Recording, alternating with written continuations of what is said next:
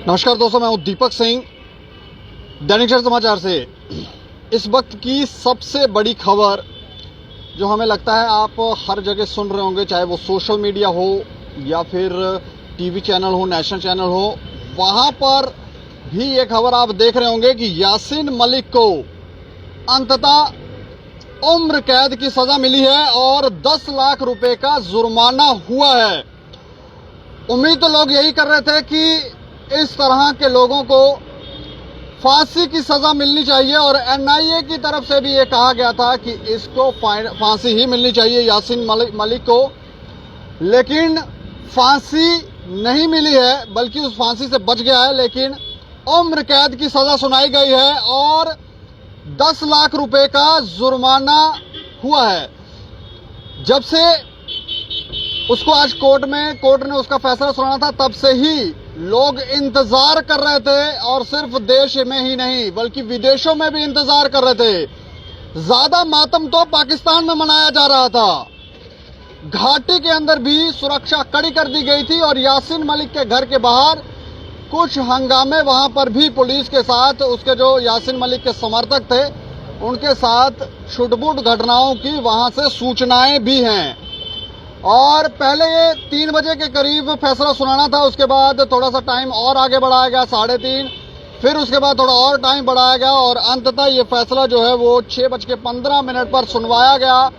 और फैसला बिल्कुल स्पष्ट था कि इन जैसे लोगों को बख्शा नहीं जाएगा और इसे यासीन मलिक को उम्र कैद की सजा और 10 लाख रुपए का जुर्माना जो है वो किया गया है। इस पर थोड़ी सी चर्चा करेंगे विस्तार में। हमारे साथ चर्चा करने के लिए हमारे स्पेशल कॉरेस्पॉन्डेंट है राजेंद्र भगत जी। अच्छा, किस तरह से देख रहे हैं आप ये जो फैसला आया है कि फांसी ही चाहिए थी? आज आप भी हंस रहे हैं। हाँ। मुझे लग रहा है सबसे बड़ा फैसला एक आया है और काफी लंबे समय से इंतजार करते, भारत का हर एक नागरिक इंतजार कर रहा था कि क्या फैसला आएगा। मुझे लग रहा है कि पाकिस्तान में हम रोज शाम को देखते थे, वहां की कुछ खबरें थी, वहां भी इस बात की चर्चा होती थी।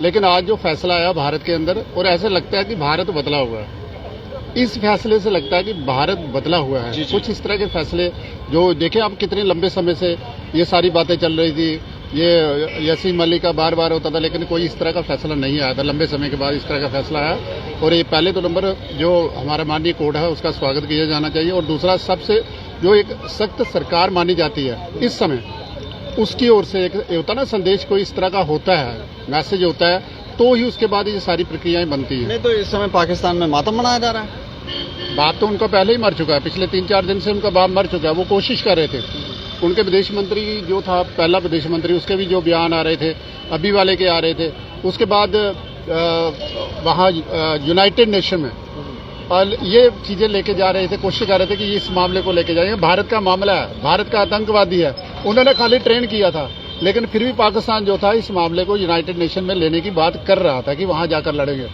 लेकिन रह गए। देखियो, जो आत्माएं है ना, जो मरे, जिनको इन्होंने मारा है, पिछले इतने वर्षों में इन लोगों ने जितने लोगों को मारा है, आखिर उनकी आह लगनी थी और लगी। और कोर्ट के सामने भी जिस तरह ये कई सारी आत्माएं असंतुष्ट भी हुई होंगी। ऐसे लोग जल्द से जल्द सलाखों के पीछे ही हों, तो या तो फांसी पे ही लटका दिया जाए तो ज्यादा बेहतर। अभी कई सारे तो बेटा कराटे ऐसे लोग अभी बाहर हैं, अभी बहुत से हैं। मुझे लगता है ये पहला एक द्वार खुला है, उसके बाद उनका भी नंबर आना चाहिए। और जिन लोगों ने आतंक मचाया था, हम छोटे हुआ करते थे, छोटे थे, तो उस समय भी हम लोग नए नए पत्रकारिता में आए थे, तो उस समय हम देखते थे कि यार ये क्या है, ये सबको मार सकते हैं, पुलिस वालों को मार देते हैं। ये यासीन मलिक जिस पर इनको एयरफोर्स के कुछ उनको पता नहीं मारने का इल्जाम है, पता नहीं क्या क्या किया था। इनके जो संगठन थे, ये कोई कम से कम 10, 12, 15 संगठनों के साथ इसका तालमेल था। जो टेरर फंडिंग होती थी, वो जो पैसा जो डिवाइड शिवाइड जो करते हैं, बाहर से पैसा आता, मिलिटेंटों को देते हैं, तो कितना बड़ा कांड करते थे ये लोग, कितने लोगों को मारा होगा।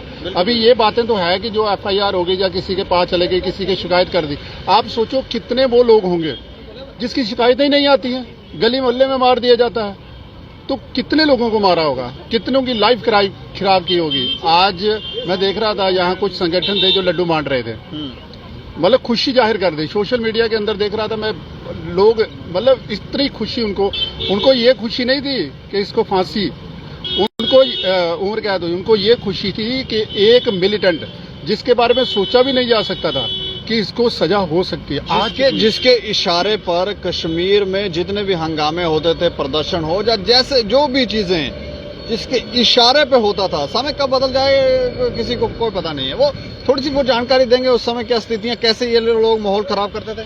देखो उस समय क्या होता था कि इतना ज्यादा इतनी फोर्स या इतने हथियार, जब भारत का भी उस समय यूनाइटेड नेशन का भी अगर देखा जाए ना, तो ह्यूमन राइट्स का बड़ा ज्यादा दबदबा था। इस तरह के मतलब बड़ी ज्यादा वो चीजें हुआ करती थी उस समय। अगर कोई पुलिस कर्मचारी किसी आतंकवादी को पकड़ता था तो मतलब एक ऐसा होता था डर जैसा, उसकी नौकरी ना चले जाए, केस वर्ल्ड ह्यूमन राइट्स में चले जाए, पाकिस्तान शोर मचाता था। लेकिन अब जब से ये आप देखें, जब से ये भारत का एक नया रुख आया है पिछले 4-5 सालों में, अगर आप देखें ना, भारत जहां भी जाता ना, सुनवाई होती है उसकी, चाहे यूएस हो, अमेरिका हो, रशिया हो, कहीं भी तो सुनी जाती है बात। आज लोगों को ये लगा कि ये एक फैसला आया है और ये खबर जो है केवल यहाँ हम ही नहीं खबर कर रहे हैं, ये अब तो ओआईसी जो पाकिस्तान के जितने चमचे हैं वो तो कर ही रहे हैं। पाकिस्तान में तो मातम हो गया, मतलब उनका वैसे भी, उनके आटा चौल तो वैसे पहले से खत्म है, उनका पैसा, तेल, गैस, बिजली तो वैसे खत्म है। और आज उनको ऐसा लग रहा है जैसे उनका बाप मर गया। मतलब बाप मर जाता है ना, मातम छा जाता है, घर में ऐसे पड़ा रहता है, खाना कोई नहीं मंगा जाता, वो मतलब भोजन बनाने वाली चीज ठंडी होती। आज पाकिस्तान के घर में ऐसा ही हुआ और भारत में लड्डू बांटे जा रहे हैं और बंटने भी चाहिए थे। मैं एक बार थोड़ी सी धाराएं बता दें, कौन कौन सी धाराएं जो थी जिसके तहत ये कार्रवाई हुई है। यूपीए की धारा 16 के तहत आतंकी गतिविधियां, धारा 17 आतंकी गतिविधियों के लिए धन जुटाना, धारा 18 आतंकी कृत्य की साजिशें रचना, इसके अलावा धारा 20 आतंकी समूह या संगठन का सदस्य होना, और भारतीय दंड संहिता की धारा 120B आपराधिक साजिशें रचना और 124A देशद्रोह के तहत ये सारे आरोप जो है वो लगे थे। इन्होंने पहले भी स्वीकार कर लिया था कि हाँ हमने किया है। अब कोई जवाब इनके पास शायद बचा नहीं है। मोदी से डर रहे हैं कि वैसे ही बता रहे हैं कि हमने किया हुआ है? देखो डरते ये नहीं है, डरते तो है नहीं है यार, क्योंकि इन्होंने बहुत माल खाया। अब इनको पता चल गया कि कितनी चीजों को ये छुपाएंगे। अब जिसने इतने काम किया, इतने कांड किए, इतने लोगों पर मतलब जुल्म किया, इतने लोगों को मरवाया, तो कहाँ बचेंगे।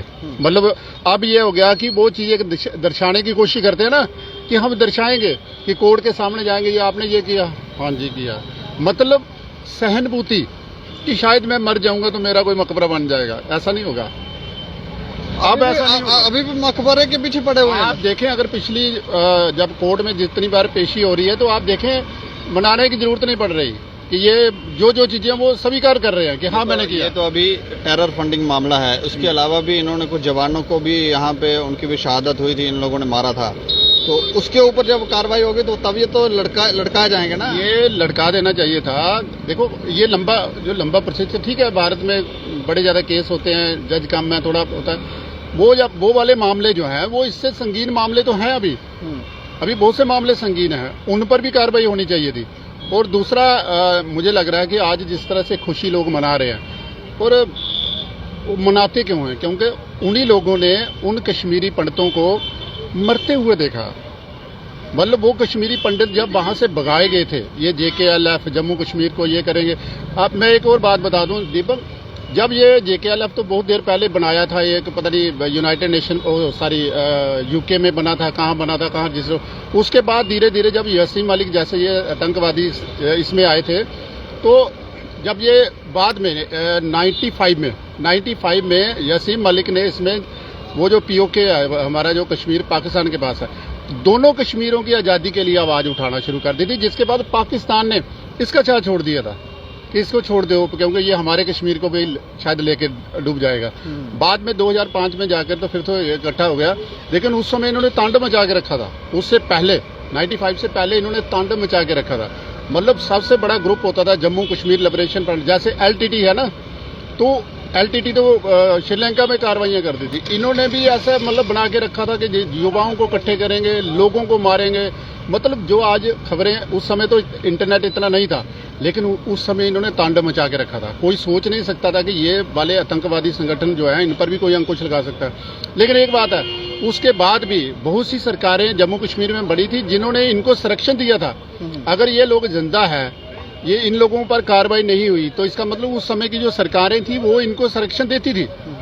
तो संरक्षण अगर देती थी तो उन सरकारों में जो लोग थे उन पर भी कार्रवाई बनती है। मुझे लगता है कि इसकी शुरुआत हो गई है। बाकी जो जेल में बंद रखे हैं, जिनको आप खाना खिला रहे हो, पेट बड़े फूले हों, उनका भी नंबर लगाओ कोर्ट में। और दूसरा नंबर, जो मिनिस्ट्री में उस समय सरकारों में जो लोग थे उनको भी लाइन में लेके आओ।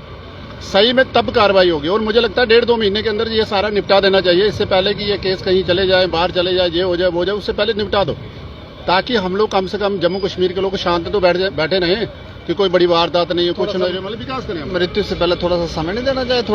थोड़ा टेंशन में रहें, थोड़ा और विचार करें, चिंतन करें कि जीवन में हमने किया क्या, पाया क्या, मिला क्या और अब क्या मिल रहा है। देखिए हम आम जनता जो है, जज है, उनको कोई जरूरत नहीं है इन चीजों की सोचने की।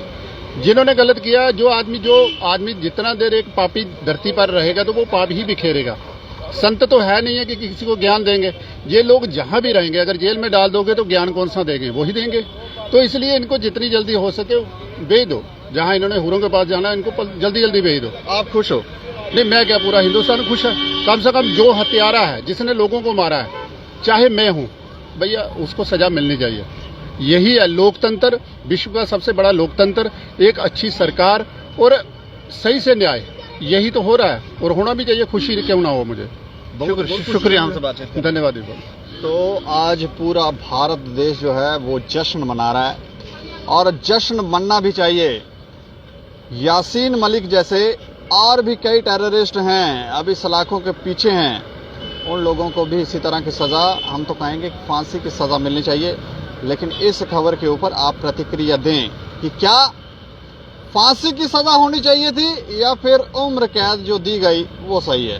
जरूर राय रखें और देखते रहें दैनिक सवेरा समाचार। मुझे और मेरे सहयोगी अमित डोगरा को दें इजाजत। नमस्कार।